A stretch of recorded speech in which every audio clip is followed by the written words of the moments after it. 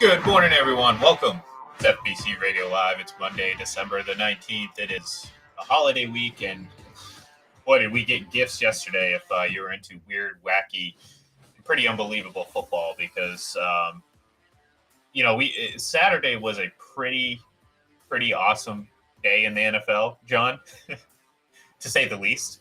Had some epic comebacks, incredible photo finishes there with Buffalo and Miami. But Sunday brought us a lot more out of the strange bag because, and I'm not talking about cold strange, I'm talking about just strange, weird, Twilight Zone-y. I don't know what you want to call it, but we saw some really, really weird things. Um, Obviously, I'm referring to what happened at the end of the Patriots game, of which I still can't believe the chain of events that led to not just that play at the very end, but the overturn or the no overturn touchdown, and then just the sequence of events that immediately followed. John, I'm still in disbelief. I had to watch it again this morning to make sure that it was real. It was one of the strangest, if not the strangest, endings to a game I've ever seen. In terms of being critical, they've got the ball at the 44-yard line with 5 seconds left. I'm not sure why they didn't go for Hail Mary in that situation. Mac Jones kind of addressed that in his post-game press conference by essentially saying, ask Bill, he's the boss. Yeah. And Belichick saying he couldn't reach the end zone from there. So you're at your own 44. The player, if it's a Hail Mary, is generally you roll right to give the quarterback a little extra time. You block it up that way, and he then releases the ball maybe at his own 40. I'm assuming Mac Jones can throw a football 60 yards. If he can't, he should not have been a first-round pick. Yeah. So that, to me, would have been the safer play than what they tried to execute with the multiple laterals. And actually, Jacoby Myers made the best pass by any Patriot yesterday. Unfortunately, went to Chandler Jones for the game when he touchdown for the Raiders.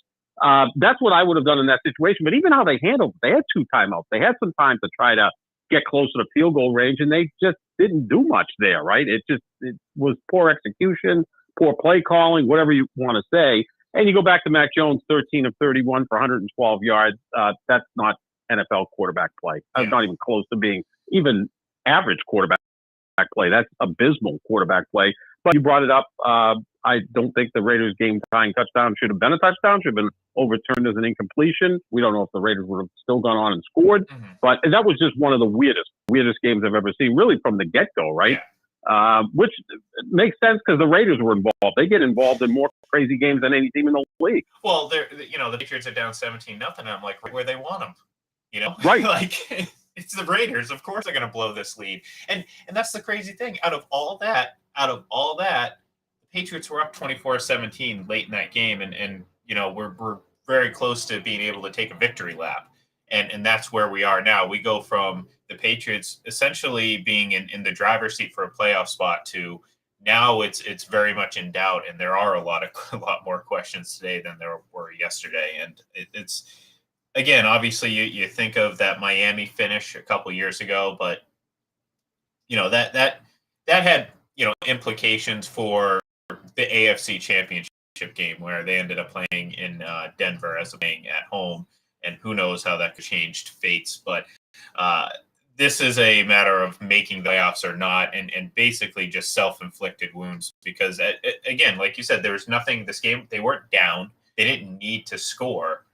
And once the play was it made sense that the play was over, it was just go down, go to overtime. I mean, there's only a few seconds left. So it's disappointing. It's just one more mental error for a team that just commits.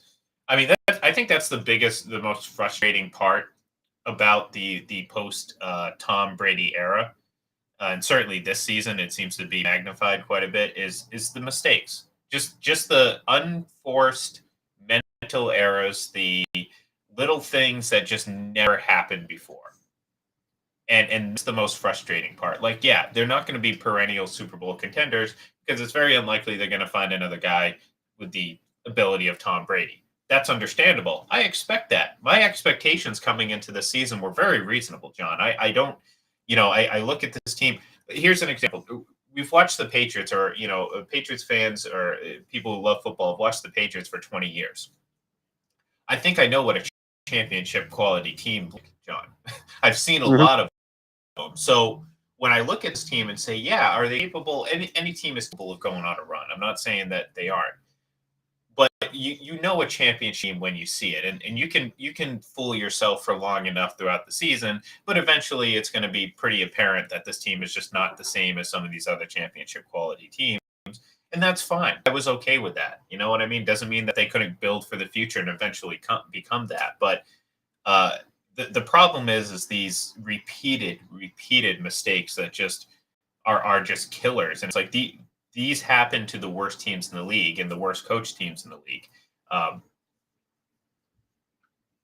put two and two together. Right now, they're not a greatly coached team, and that's not. Look, Bill Belichick is a great coach, perhaps and arguably the greatest coach of all time. I'm not saying that, but based on what we're seeing on the field, whether it's directly a result of him or someone else, they're just not a greatly important. They're a poorly coached team. There's too many mental mistakes. There's too many errors. There's too many unforced mistakes, and that's an indictment on coaching, because we'd be saying the same thing about any other team that had as many just gaffes as the Patriots have had this year. Pre-snap penalties on offense, right? Yeah. That's an issue that's been an issue for several years at this point. Heck, they lost a touchdown in the game yesterday because Jono Smith was not set, or Mac Jones went too fast, or whatever it was. Whosever fault it was, they can detail that, I'm sure, today in team meetings. You've got a defensive guy as the offensive coordinator. You've got a special teams guy as your quarterback coach. Cam McCord's been a disaster on special teams. I mean, yet again, a punt which led to a Raiders touchdown late in the second quarter. That should have been 10-3 going into the half. And you kind of go, escape that one. Instead, it's 17-3. So, obviously the comeback was even that much more difficult, but they were able to pull it off by outscoring the Raiders 21-0 until the Raiders go on and get that game-tying touchdown. It's many, many things. And I think the biggest offense, too, has been they're really not enjoyable to watch. I mean, there's a lot of 7-7 and 6-8 teams out there. Like, the Raiders are 6, but they're kind of an entertaining watch because they shoot themselves in the foot a lot, but they've got some big play guys, and they're always in these crazy games, last-second wins, last-second losses, overtime. Heck, the Detroit Lions are 7-7. They're a blast to watch at this point, right? Because, I mean, again, 7-7 for Detroit feels like a Super Bowl season. The Patriots at 7-7 feel like just, do you really want to watch them? Heck, they got flexed out of yesterday's game from night to 4:05, and maybe NBC's, hitting themselves over the head, because the Raiders-Patriots game was certainly more enthralling than the Commanders-Giants game, right? It would have been a better watch on Sunday Night Football, although you never know how the game would play out. You play it 4 hours later, maybe things change. But, yeah, they're not a real exciting watch, and right now they're going to need a lot of help to even get into the playoffs, because they're 7-7, and the Chargers are ahead of them, as are the Dolphins, for those 2 wildcard spots. And again, that's the opportunity that they blew in ahead of them. I mean, they had, they were moments away from being 8-6. And look, I'm not faulting them for that touchdown that shouldn't have been a touchdown. I mean, I think I was shocked. I was sitting there saying, there's no way they can overturn this. Like, there's no way they can't overturn it. Rather, I thought it was very clear that he was out, and any sort of still frame photo that we've seen since has only further emphasized that. It still doesn't excuse what happened in the last play, and it's like it's December. You know what I mean? These mistakes, these mental errors shouldn't be happening at this point. So let's just say, John, it's been a very frustrating year for someone who happens to be a Patriots fan and who also happens to root for Tom Brady to continue to succeed, because neither has really come to fruition much this season. And yesterday was just another shining example of just how lost the Buccaneers are.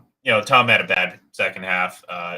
By the time this game kind of got out of hand, it was just the same old Bucs. Like, I was shocked the first half because, surprise, John, they were using play action and motion and being creative on offense. They were moving the ball. I was like, have they been fooling us this whole time? Have they been just playing this like little, slow game, just kind of letting people think that they were finished? And then all of a sudden, you have a Houston Texans like terrible decision to go for a fake punt. Like, I was sitting here saying, like, this is what I get for bashing on Bill O'Brien for all those years, especially for that fake punt that was incredibly unnecessary and completely swung momentum in that game. And that's exactly what happened with this one, because first of all, this team on its best day barely executes efficiently. So why are you going to trust them to execute a fake punt when clearly they were not ready to execute said fake punt because Giovanni Bernard had no idea the ball was coming to him? And that play was DOA, okay? And I'm sitting here thinking, all right, that's it. They just blew it. In my head, I'm saying this is the Buccaneers. They just blew it, and from that point, things just spiraled out of control. They started the second half off right back where they used to be. You know, run, screen, put yourself behind the eight ball, and then unfortunately the turnover started.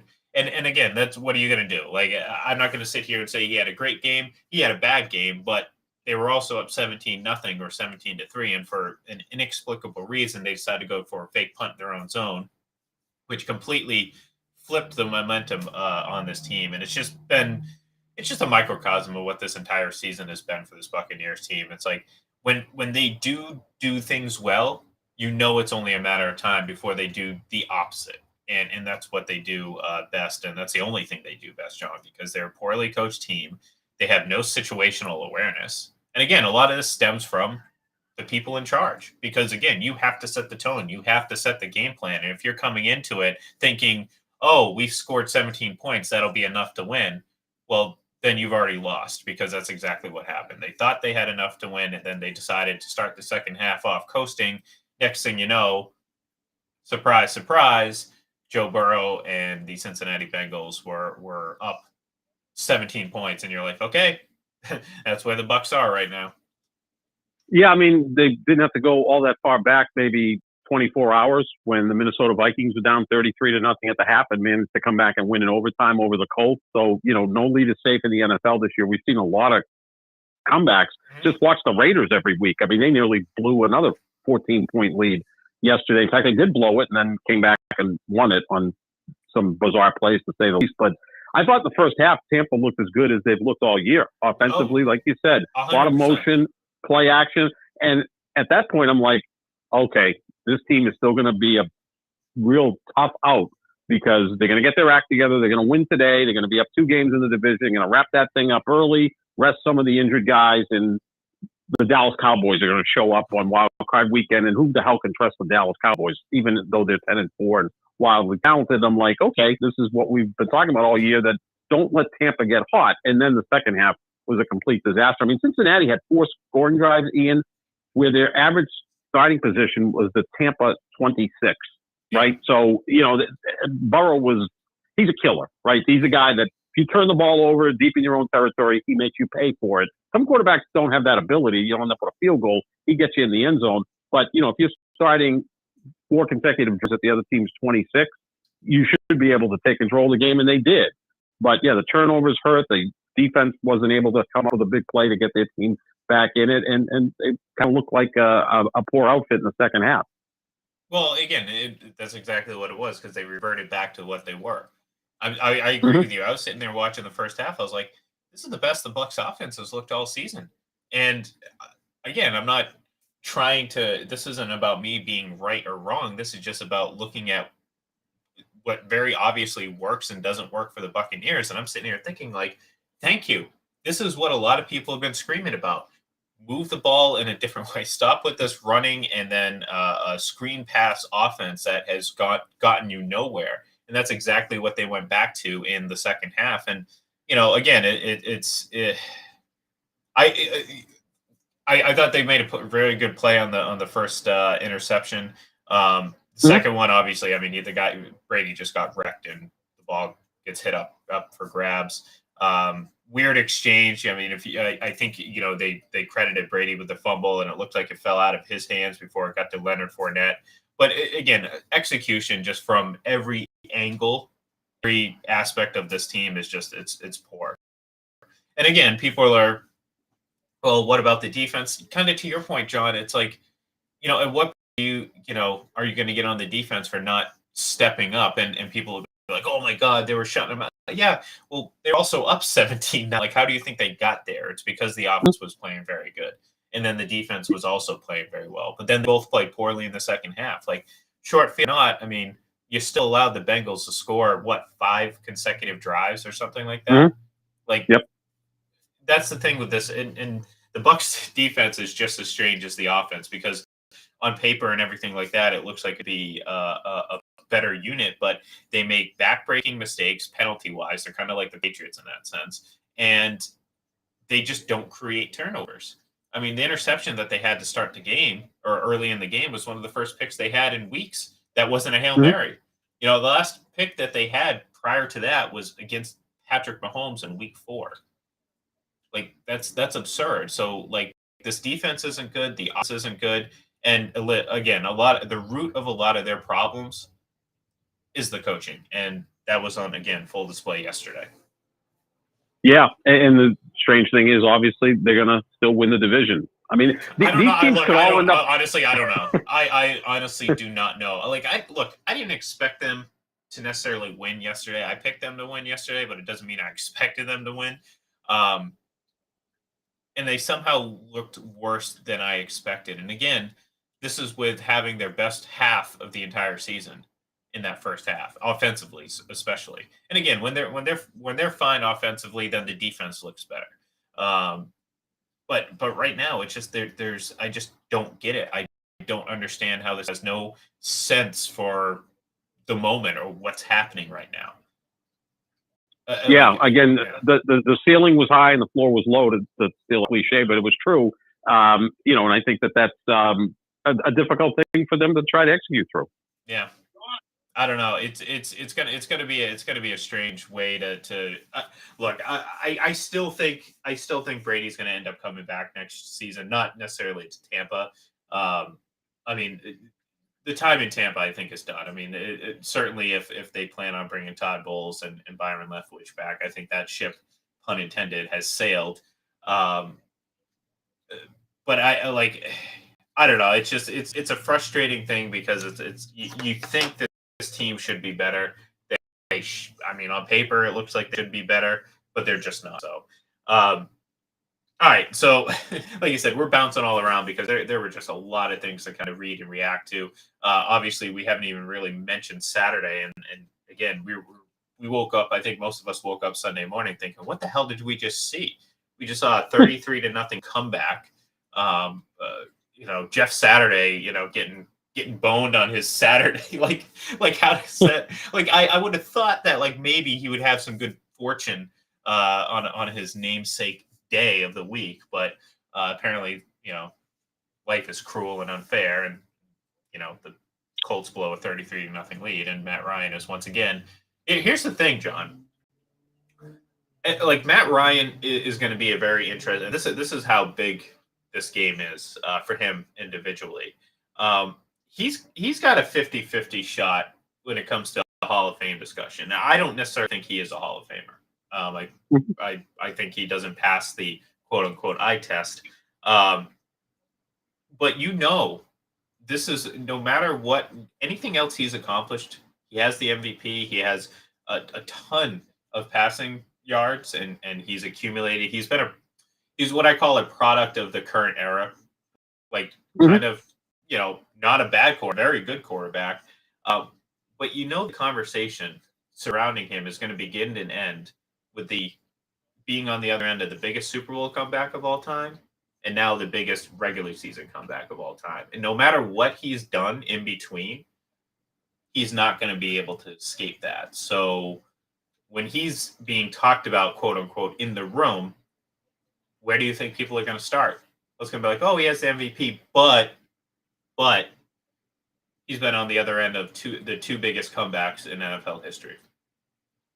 Yeah, I mean, I was thinking, in fact, Saturday night or Saturday afternoon after that comeback, that his comp is Boomer Esiason as quarterback. And look, I love Boomer on the air. I think he's the best former football player turned analyst. He's sensational.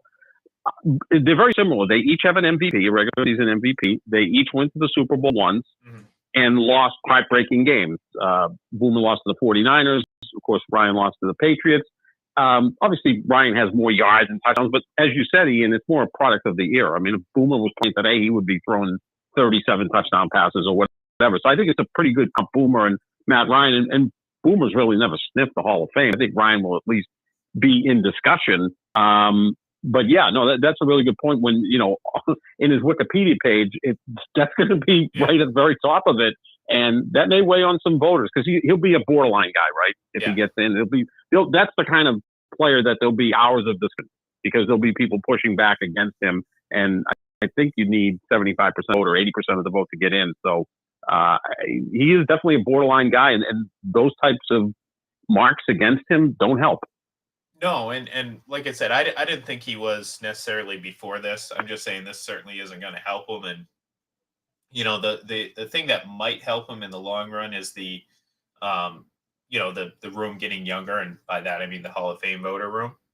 Just because different things are valued now than what they were in the past or are currently now. So maybe he has a little bit momentum from that. But like I said, there's nothing you can do to avoid that conversation. It's always going to be about those two comebacks and not in his favor. And obviously, short of somehow leading a team to a Super Bowl before he retires, that's going to be the big, ribbon on his chest. That's going to be like, oh yeah, nice career. But, you just happen to, I'm watching, I happen to look up at SportsCenter and they have the non-Raiders touchdown catch as a top play on ESPN. That's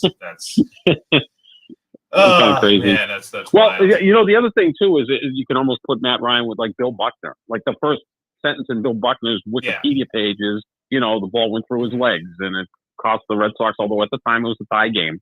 They weren't, he wasn't going to field the ground ball, go to first base, and they were going to celebrate. It was a tie game at the time, but still everybody, thinks of Bill Buckner. That play, Bill Buckner was a heck of a player. Yeah. He nearly 3,000 hits, sensational player, huge part of that 1986 Red Sox team. So, but that's the thing that you think of is, oh boy, throughout all the good things they did, Matt Ryan was part of these two colossal failures, collapses. And again, put some of this on the coaching staff. You're up 33-0 at halftime, and you ball 7 times in the second half. Mm-hmm. You continue to throw the ball. Like, who's calling plays over there in Indianapolis? Jim Irsay, on the headset.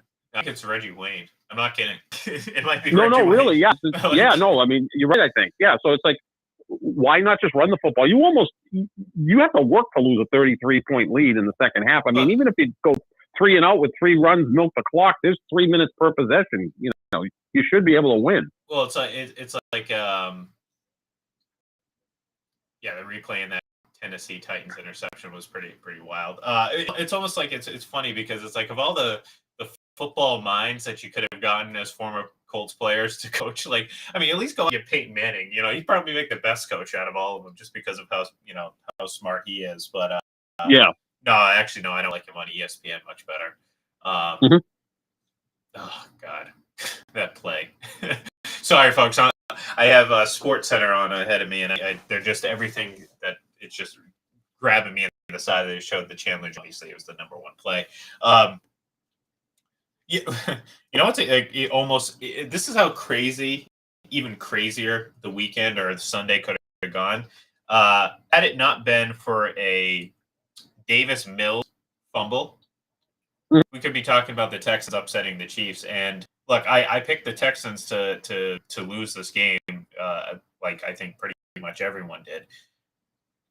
But I was concerned, and I have been concerned about, like, if you're going to ask me about the AFC contenders, it's obviously the Bengals, it's obviously the Bills, it's obviously the Chiefs. But I think if any team needs the home field advantage right now, it's the Kansas City Chiefs, because by virtue of being able to play the Houston Texans, they were able to hold on and win that game. But John, this team has struggled with bad teams all year, and we keep bringing up the fact that 1-6 against his 2 biggest AFC conference rivals in the last, 1-5 in the last 6 games. The one win, obviously, being the playoff victory that needed a miracle with 13 seconds left for it to happen. So, how worried are you about this Chiefs team? Because I think Chiefs fans, if you ask them, they've already punched their ticket to the Super Bowl. It's the Chiefs Invitational, but as a objective observer, John, I do say objective, and I mean it. I look at these struggles against bad teams and this inability to beat their team's biggest right. Like when the Patriots were doing their run or on their run, was it a guaranteed they beat the Colts? No, but they beat the Colts more often than not. Same with the Steelers. So their biggest rivals in the conference, you could chalk that up and be like, oh yeah, look, the Patriots will be fine. They'll handle their business. And guess what? They did for the most part. You can't say that about the Chiefs right now because yeah, they're dominating their Denver. Great. Awesome. Good for them. They're dominating the Raiders. Good for them. They're beating a Chargers team that doesn't know what they are week to week. Great. Awesome. What happens when you play the Bengals? Well, you're 0-3. What happens when you play the Bills? Well, yeah, like I said, you got the early playoff victory and you got the one last year, but in between, it's been some tough sledding for the Chiefs team. And again, I go back to needing a miracle in 13 seconds, and a majority of that miracle is no longer there on the roster to win that game against Buffalo, or you'd be talking about 0-6 against both Joe Burrow and Josh Allen in their last 6 games. So I'll go back to the question because I think I've strayed away from it a little bit. John, how worried are you about this Chiefs team? Oh, sure. I think, if I was to rate the contenders in the AFC, it would be Buffalo, Cincinnati, Kansas City in that order. And they do need home field advantage because we don't know what they are on the road because with Mahomes and Andy Reid, they've never played a road playoff game. They've always had home field advantage in the playoffs. So 4 straight years, the AFC Championship game has been played at Arrowhead. So we don't know what they are as a road playoff team. Now, obviously, the Super Bowls are on neutral sites. We get it. But yeah, I think they would need that. I think Buffalo would also benefit from home field advantage because of the weather, and Josh Allen seems to plummet weather. He plays pretty well in any kind of weather. Cincinnati, ironically, might be the team best equipped to go on the road and win because that's what they did last year, right? They won at number 1 seeded Tennessee. They beat the Chiefs in the AFC Championship game. And look, they won this year on the road that have been impressive, including yesterday. I mean, you got to give them credit for that. It was a fire right now, but still, they were down 17-0 and kept their composure. But yeah, Kansas City, especially now because their divisional round matchup, in theory, will be Cincinnati. It's the season to today. So if you even get by that, you're going to go up to Buffalo to play the Bills, who are going to play Baltimore or Jacksonville in the divisional round, and they should win easily. So it'd be a tough road for Kansas City, even if they're the 2 seed. Because they'd have to play Cincinnati. If they beat them, then go to Buffalo. That's much more difficult than anything they faced in their last 4 seasons. Oh, easily in the playoffs. I mean, well, that's what we're saying. That's why, when people, start talking nonsense, I can't even remember. It seems like a lifetime ago that some dummy said something being a dynasty for going to 4 AFC championships or whatever. But then when you peel back the surface a little bit and look at the peel back the layers of the onion, you say, okay, so they beat the Texans, they beat the Browns. Beating the Bills is impressive, obviously, but come on now, let's pretend like this team was going through the 1980s 49ers. Kind of like right. The most unstoppable. Just the way people talk about this Kansas City team and the quarterback and everything like that. It's, you would think they were going up against, the all-star, the best players of the 90s in their prime. You know what I mean? It's like, no, I've seen a lot more impressive opponents. And look, I mean, the quarterback has had some very shaky playoff performances. And it's not just one here and there. I mean, there's been, sometimes it's just portions of the game, but it's enough. You have that terrible second half against the Bengals. You have a bad Super Bowl performance against Buccaneers the year before.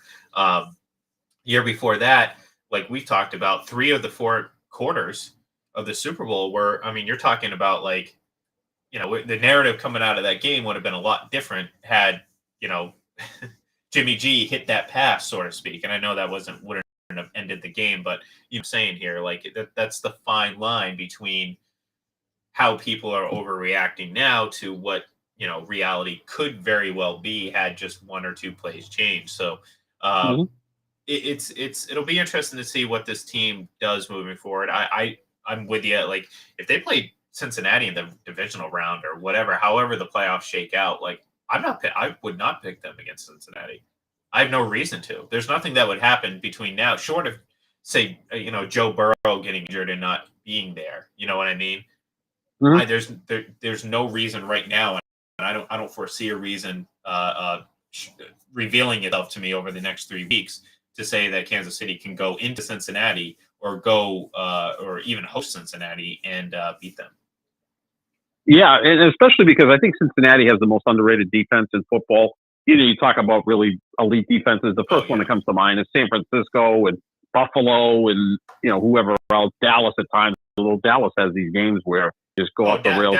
Dallas is a one and done team. That one and done could be at Tampa, right? Like, I mean, how is that playoff? It's going to happen. I'm pretty. I think it's like 90% that it's going to be Dallas.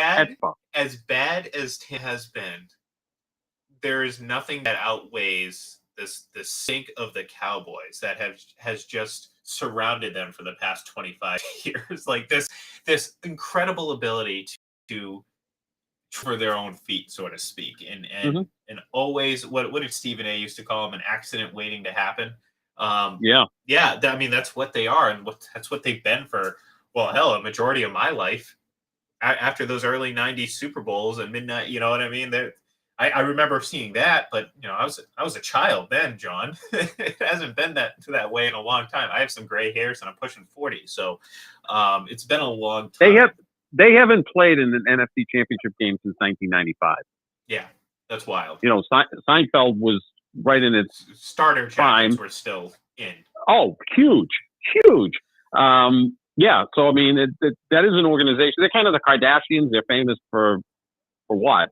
They do build their brand, and they're still the most popular team. And then they go to Jacksonville yesterday. They had some good tape on film for a couple of years. That's about it. Yeah, yeah. And you make billions off of it, so that's good for them. We got to figure that way out to make some money ourselves again. But yeah, I look at even Dallas yesterday. I mean, now Jacksonville's playing really well. I think they're going to win that. Look, I picked Jacksonville to win that game. So yeah, I was there with you. Yeah. I mean, especially because I picked against the spread against Dallas and Philly yesterday, only because I figured they were both looking ahead to next week's game, which is now not as big a game because Dallas went ahead and lost. Yeah. So Philly's going to win that division and be the number one seed. They need to lose their last 3 games to not ensure that. So yeah, but Dallas does what Dallas does. You get to overtime and now you pick 6 and the game's over. You had a 17-point lead. You couldn't hold it. But it's going to happen. Dallas is going to be at Tampa Wild Card Weekend. I mean, it would take a minor miracle for that not to happen because Dallas will be the 5 seed. And there is a mechanism there, Ian, that all 4 teams in the NFC South can end up 6-11. And I'm not being hyperbolic. That would be hilarious. I don't even want to get into what the tiebreak would be. Maybe the 4 teams could just have like a round robin, like an elimination stage, like a World Cup. Just combined all the players, the best players from those 4 teams, and try to I'm up for that. Yeah. The NFC South All-Star team will represent the NFC South. Maybe it's like the knockout stage of, or the group stage of the World Cup. You have 4 squads play round robin and see what happens. Yeah, why not? What the hell? Let's get weird with it, okay? I don't know. We'll see how it all plays out, but we'll have to wait till Thursday to react. I mean, you got your Packers winning tonight, huh? I do. I do. I think they had the bye week, which should help Rodgers get a little healthier. The rest of that team get a little bit healthier. I can't see Baker Mayfield going into cold Lambeau and doing much on offense. I like the Packers tonight. They still have a slim chance to get in somehow. Again, I'm kind of rooting for the Lions to make the playoffs. Yeah. I think it'd be really cool for the Lions and the Jaguars to make the playoffs. That would be awesome. Lions, Jaguars, Super Bowl, baby.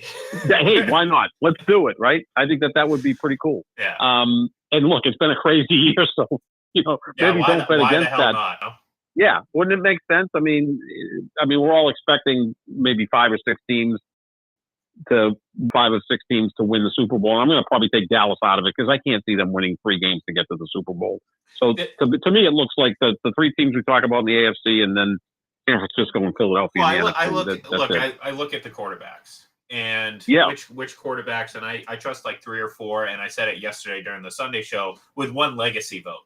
Okay, like Tom Right. Brady gets a legacy vote. Okay, I don't care. Like Sure. if they make it to the playoffs, I mean, I would never say never, because again, we've seen they're capable of doing things that they do well. It's just a matter of doing it consistently and not getting in their own way.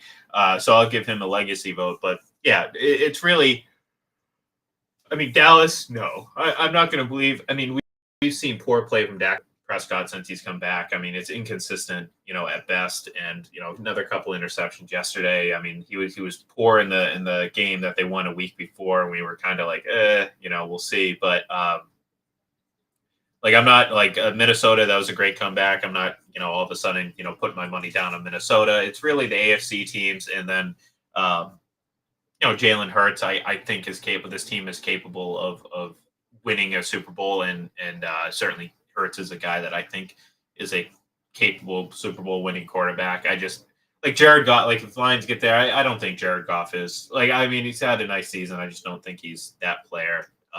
Same with a lot of these other teams. Like the Patriots got in. Like right now, there's no way that I would ever pick them to get to the Super Bowl because they do some things well and then other things horribly. You know what I mean? It's just there's too much inconsistency. You can only really count on those 4 teams. Plus, like I said, I give one legacy vote to Tom Brady. So, Sure. All right, that's going to do it for us here today. We will be back on Thursday, and we'll kind of recap everything that happened tonight, and then kind of get us geared up for our Christmas holiday weekend, which should be a lot of fun with games on both Christmas Eve and Christmas Day because of both days falling on Saturday and Sunday. So thank you. And don't forget now, obviously, Friday, Festivus. We like to celebrate Festivus on the show. We do it each and every year. So we will be doing that as well. So thank you, everyone, for tuning in, and we will talk to you on Thursday.